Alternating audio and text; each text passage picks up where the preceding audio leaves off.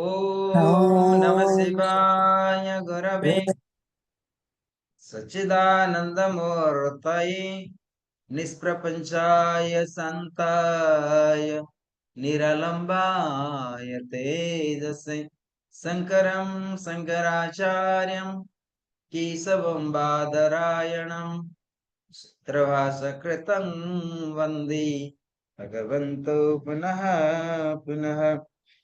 ओम शांति शांति शांति। ओम गुरुभ्यो नमः। हरि ओम।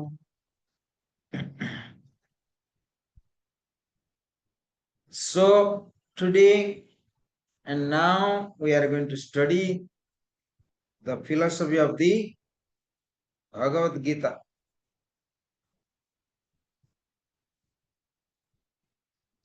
So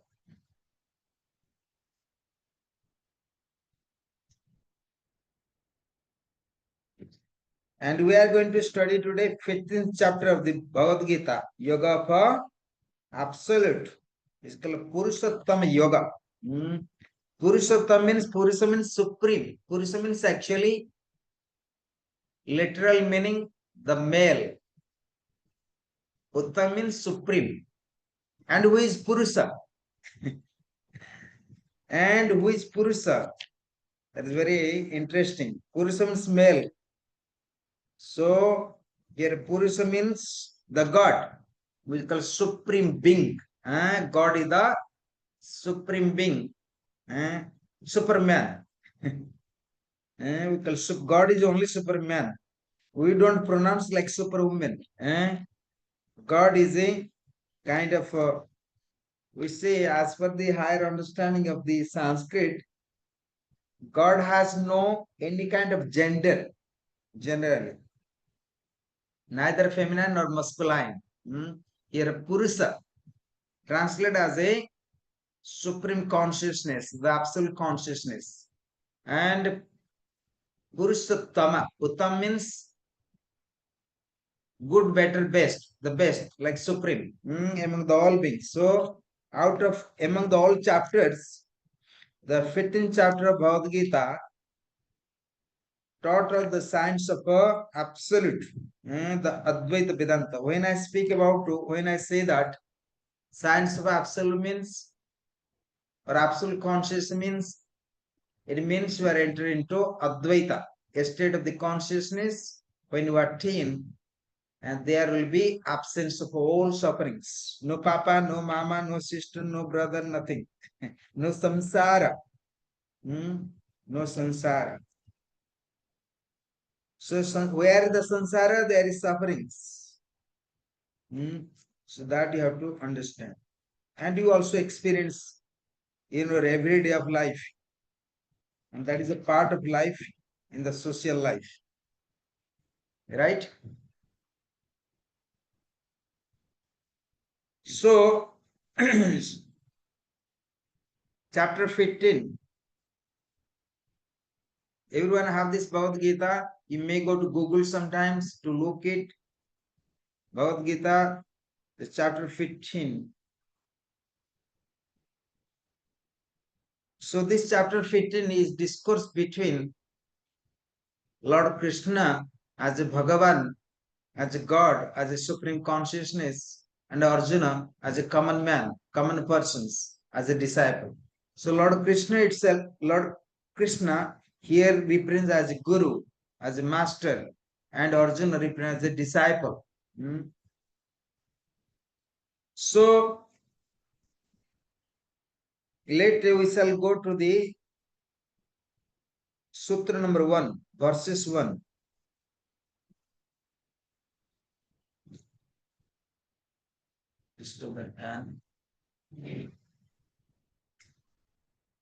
So now, verses number 1. Urdhamulamada sakham aswastham prahuravayam chandvasi yasa parnani yastam veda savedaven. Urdhamulamada sakham. Asthastam pravara beyam chandvasi yasa paranani yashtam veda saveda ved. So among the spiritual science, Bhagavad Gita, one of the important philosophy or one of the important psychology of the yoga. So Bhagavad Gita taught us different aspect of the yoga.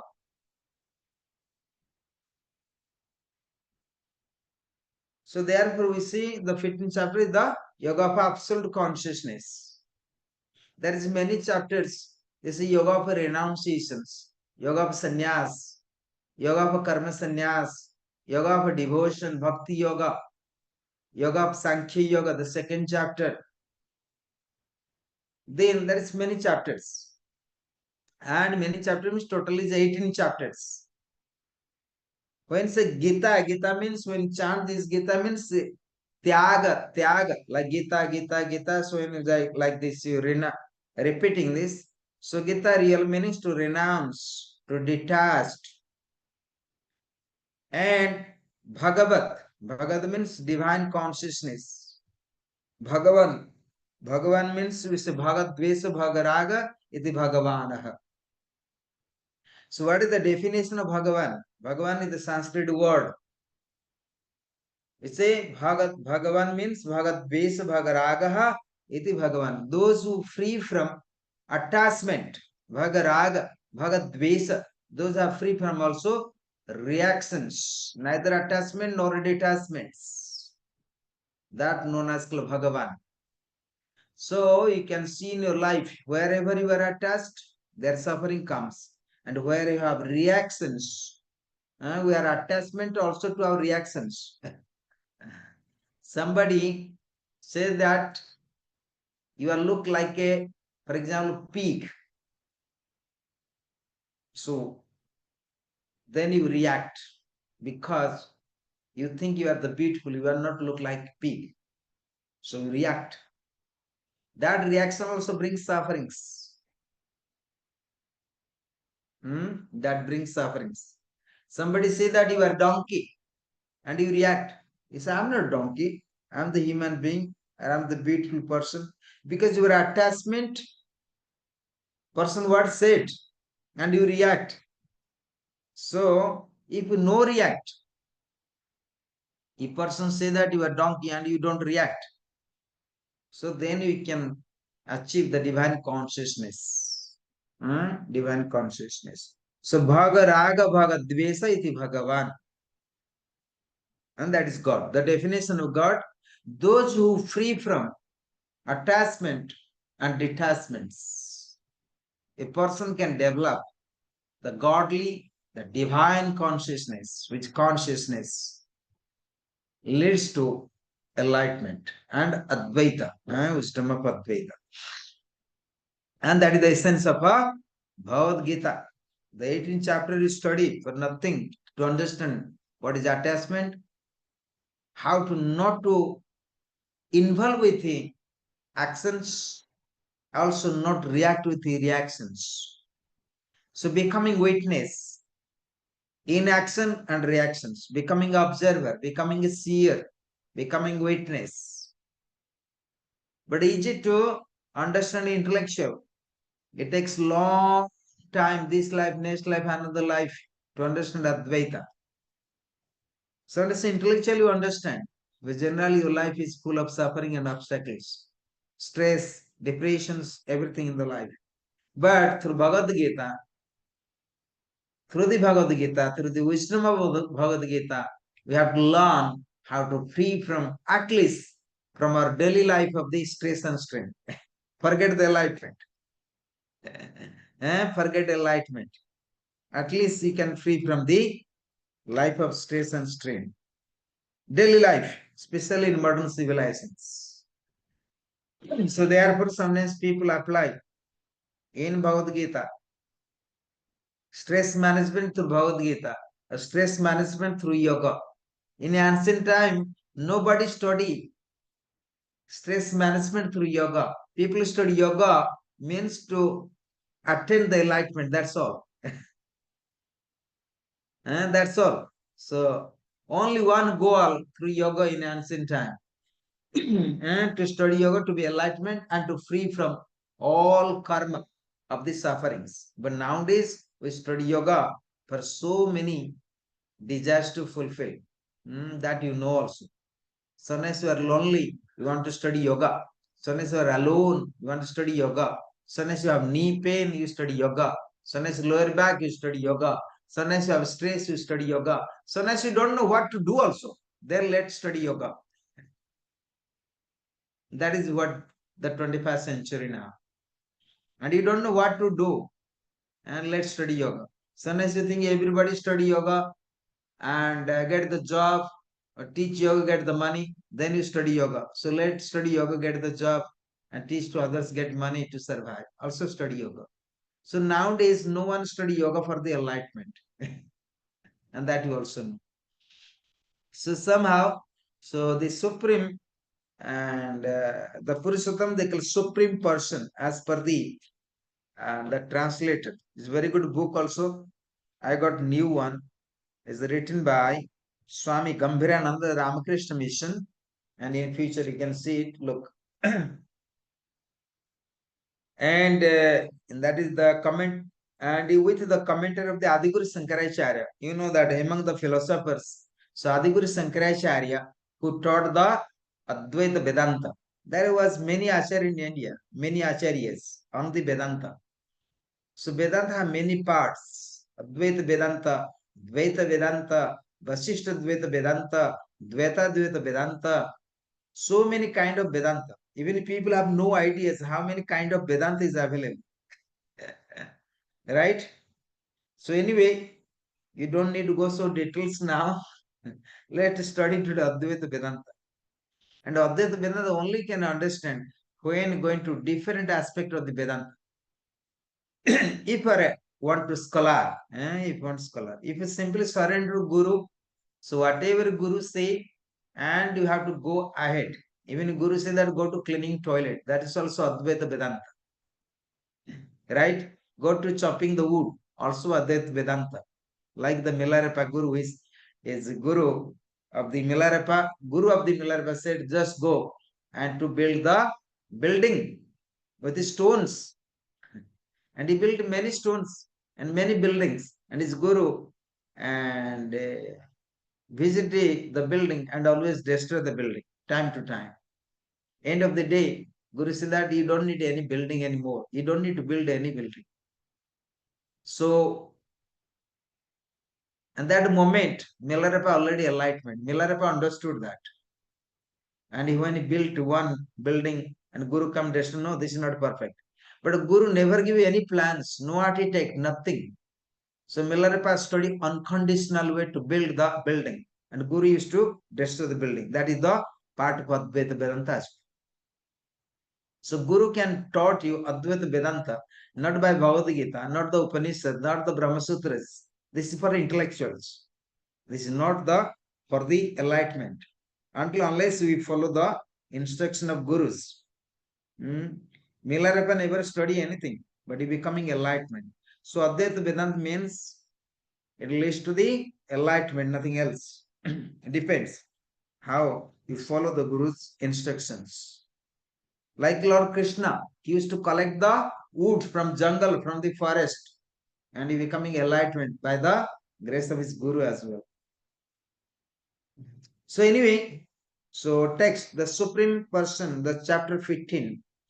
Since the result of actions of those who perform their rights and duties, and the result of those who tread the path of knowledge are at my disposal. Therefore, those who worship me through the yoga of devotion, they having transcendented the qualities through the stages leading to illumination, attain liberation by my grace. It goes without saying that those who fully know the reality of the self itself attain it, liberation. Hence, though not asked by Arjuna, the Lord said, with roots above, etc., with the intention of speaking about the reality of the self.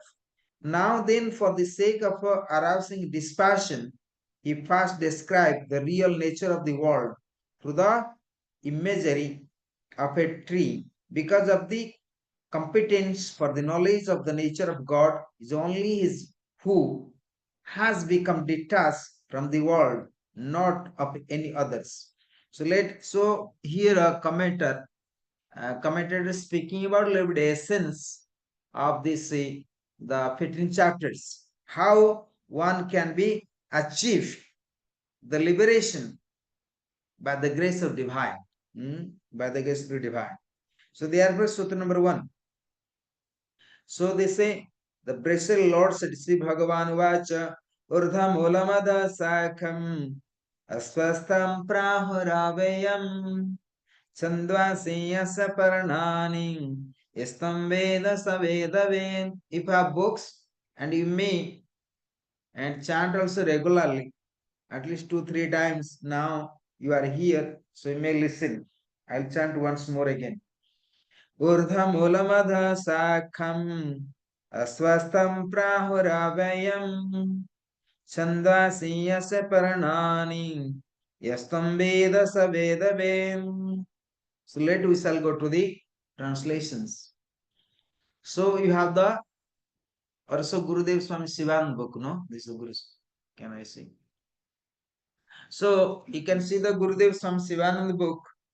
That is a very good author, but there is no English. I have saying English letters. But somehow you say Urdhamulam. Urdhamula Madha Sakham Astatam Prahura Vayam Sandvasi Yasaparanani Yastan Veda Saveda Ved. So Urdhamulam. Urdha means rooted above. A tree, the roots are above. Adha Sakham, branches below. Aswastham, the Aswas means the banyan tree. Sorry, the people tree. Prahu, they speak of. Abhyam, indexable.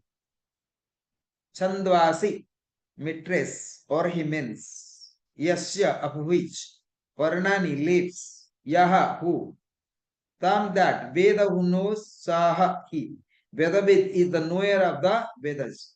When you know the Sanskrit letters, it will be easier to understand our Gurudev Swami Sivan books, because here is no English. I tried to check also many books. Very difficult to find proper books now. There is Sanskrit letters but not proper English. If proper English, they are not proper translation. So like that. Today I tried to check maybe 10 authors book, and finally I got this book today. I always try, but very difficult to get modern authors. Anyway, and Gurudev always written most of the time Sanskrit. It means maybe he always thinking maybe we must learn the Sanskrit, to know the Indian classical philosophy, like O, E, A, so you can pronounce. So, says Sri Bhagavan Vacha.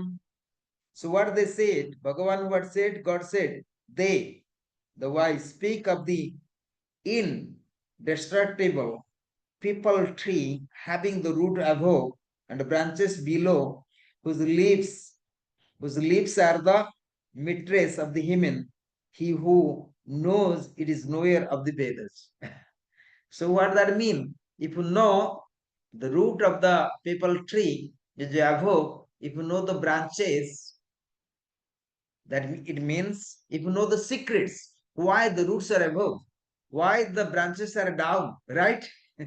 Generally, tree, the roots are always the under the earth, always down, right? It's deep rooted into the earth. So why the root has to be above? Why the branches has to be down? If you know the secrets, meaning of the tree, why people trees above, why branches are down, then you know everything. And then you're knower of the Vedas. So it means the 15th chapter of Bhagavad Gita going to teach us how to know the science of absolute. the science of a supreme consciousness.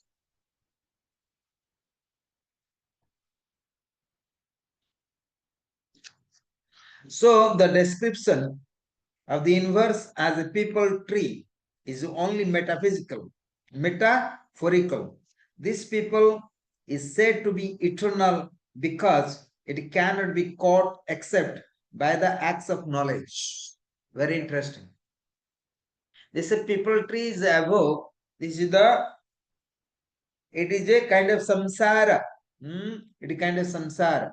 They say industrial people tree having its root above and branches below, whose leaves are the meters of the human, he knows in nowhere of the Vedas. But Gurudev tried to explain the people tree, the people is the said to be eternal because it cannot be caught except by the access of knowledge. So let we shall go how you can caught this. All persons depend upon the Lord for the fruit of their actions because He alone knows the right relations between the actions and their the fruits. He alone is the dispenser of the fruits of the actions of the human beings. The wise persons also depend upon the Lord for the fruit of their knowledge. The Lord alone removes the veil of ignorance through His grace and mercy. The inclination for Advaita Vedantic sadhana arises through the Lord's grace. The desire for the realization of the oneness is the produced in the minds of wise men by the grace of Lord, which is the antidote to all fears. But this is the Gurudev quote in the Bhagavad Gita. But you will be more clear how to understand the secrets of this root and the secrets of the knowledge. Then you have to go to Sutra number 2, and I can explain more easier for you through the Sanskrit. The Sutra number 1, not possible to understand now, that you can understand later. So, Sutra number 2, they say, Adha Swaradham Prasutasa Sakha Guna Pravedha Visaya Prabala अधस्समूलानन संततानि कर्मानुबन्धेनि मनुष्यलोके अधस्वरधं प्रसुतास्य शाखा गुणा प्रविधा विषया प्रबाला अधस्समूलानन संततानि कर्मानुबन्धेनि मनुष्यलोके. This adhaswardham prasutasya shakha guna pravidha visaya pravala. Very interesting na. Adhasamula santatani karmanu bandhini manushya loke. So the branches of that tree extending downwards and upwards are strengthened by the qualities and the sense subject as their shoots, and the roots which are the followed by actions spread downwards in the human world. So here you have to understand the guna pravidha. You say adhaswardham prasutasya shakha guna pravidha visaya pravana. So we have to understand here the gunas. So gunas are the branches. How many gunas we have? They say the branches of that tree extending downwards and upwards are the strengthening by the qualities and have the sense subject as their shoots. So guna pravidha. So guna means say, and then again they explain the second sutras downward. They what say? Adhasamolanana santatani karamanubandheni manushya loke. So due to gunas,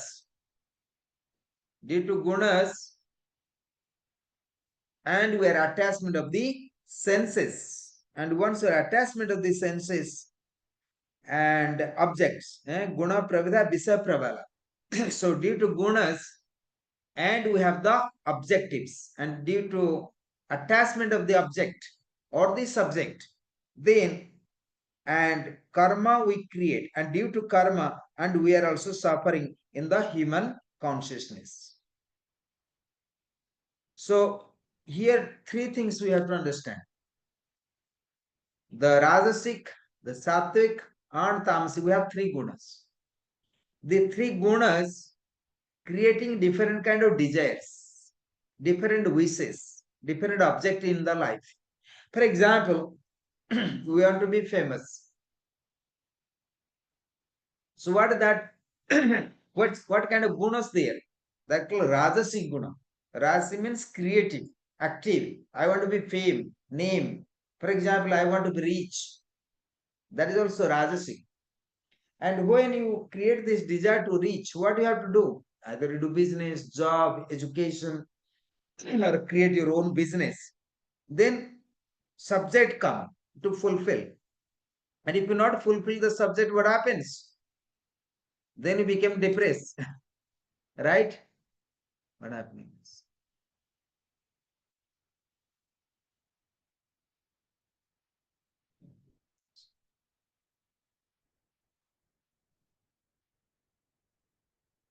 Sorry, I lose time. Here.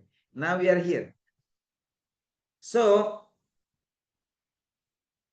you understand now? So due to our gunas, then subject object comes. And due to subject object, then attachment or detachment comes. Right? Due to attachment and detachment, suffering comes. So due to gunas and your attachment of the objectives. And due to objectives, what happens? We are established the karmas. And due to karmas, what happened?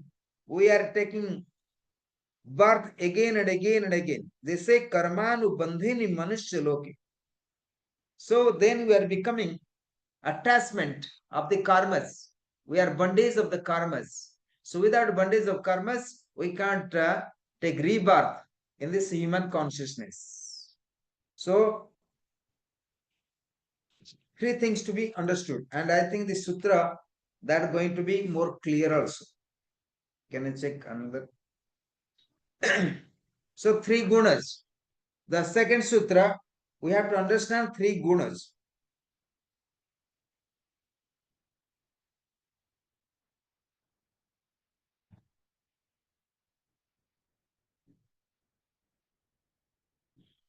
Gurudev tried to explain is another way, but you can also read. I don't have so much time to read all the commentaries. I try to go to the points. To the points you can read also the all the comments. But generally, the sutra number 2 is guiding us how to master the gunas. Master of the gunas means how to conquer the gunas, not to slave of the gunas, not to slave of the senses. If you're not slave of the senses, not slave of the gunas, so naturally what happening? You free from the karmas. Right? So therefore, when people take sannyas, when people renounce, they go to monastery, what they do?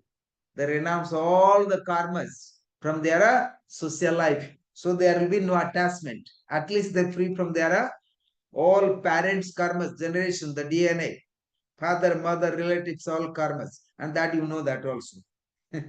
Yeah? That also karma is so heavy. So it's very difficult for you to free from that. And you are suffering for long, long time. So at first to renounce the, the karma from the DNA. Atmanan, renounce everything. That is the one of the most difficult part. So unless you can detachment from the others, more easier. But very difficult to detachment from our father, from mother, from sister, from society, especially our blood relatives. Very difficult to be detached. And that is the first thing how to and free from your karmic blood relations. That is very important part. That is called gunas. That is called rajasic. Rasi gunas, not sattvic gunas. It can be tamasic as well. That how it relates to suffering. That and when you renounce the family relationships and becoming sannyas, becoming Swami and Ma, what happening? You are entered to sattvic. So that the fastest you actually develop some sattvic qualities. But of course, you have to keep continuity of the sattvic qualities so that you can go to Turyatit, right? Like the Swapna, Jagrata, and Susupti. So generally, the sattvic qualities, sattvic gunas only can help you to meditate. For example, I do Panchagni sadhana. That time I don't do any kind of activities in the ashram. No any kind of creative work like Rajasik. Now I do Rajasik work. There's a lot of construction now. A lot of heavy construction going in.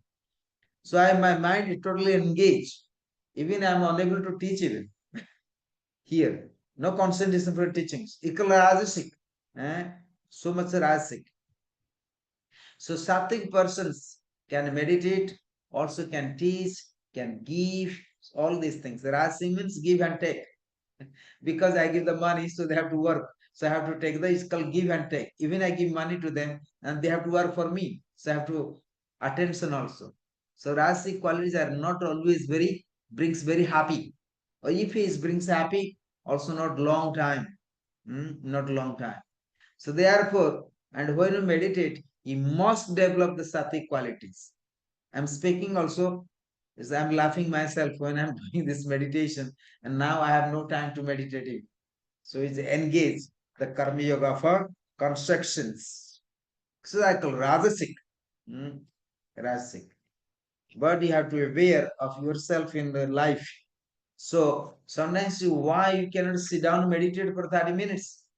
Why you cannot sit down for 1 hour to be silent? You have to ask these cross questions to yourself. Because your tamasic and rajasic qualities are very aggressive. Don't let you. The rajasic and tamasic quality not let you to meditate. Right? So you need 3 qualities. Rasi, tamasic, and sattvic. And sattvic qualities only can help you to live in peace and happiness, but not the tamasic and rajasic qualities. And what happens when you attachment the 3 gunas? This is guna pravida visa pravala. And when you are attachment with the gunas, naturally you are attachment with your senses, attachment to your mind, attachment to your action, reactions. What happening? Attachment, adhasamolan santatani karamanubandhini manushaloke. So naturally, and they say gunas, due to attachment of the gunas, due to attachment of the senses, that leads to the karmas. Maybe it is 2 kind of karmas, 3 kind of karmas, right? So we have past karma, the present karma, also future karmas. But generally there is 2 karmas, either bad karma or the good karmas. 2 kind of karmas. So bad karma is leads you unhappy. The good karma also make you happy. But enlightenment is something you have to free from both karmas. Either bad karma or the good karmas.